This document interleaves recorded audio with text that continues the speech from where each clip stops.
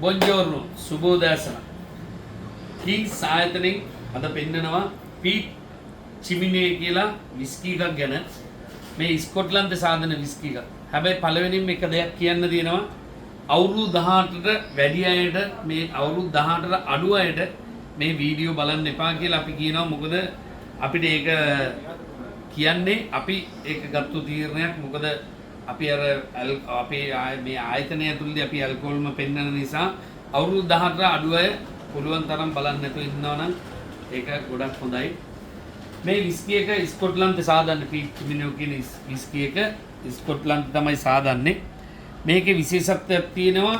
මේක ඇට වර්ග ಜಾති 16කින් තමයි අරගෙන සාදලා තියෙන්නේ.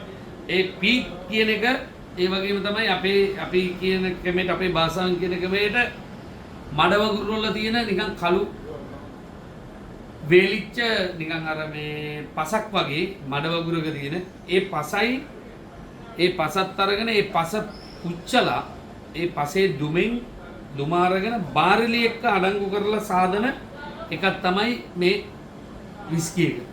මේක ඔලිම් එකක් ඒක හිතන්න පුළුවන් ඔලිම් එකක් 46ක් තියෙනවා. ඉතින් මේක ස්කොට්ලන්තේ සාදන්නේ හොඳ විස්කි එකක්. මේ නෙදි කින්ස් ආයතනය තුල දිනනවා. බාර්ලියටත් එක්ක තමයි අඩංගු කරලා සාදන්නේ. ඒ වගේම තමයි මේකේ රසයේ තැඹිලි පොතු වල තියෙන රසය කියලා තමයි කියන්නේ. ඒ වගේ රසයක් තියෙනවා කියලා තමයි කියන්නේ.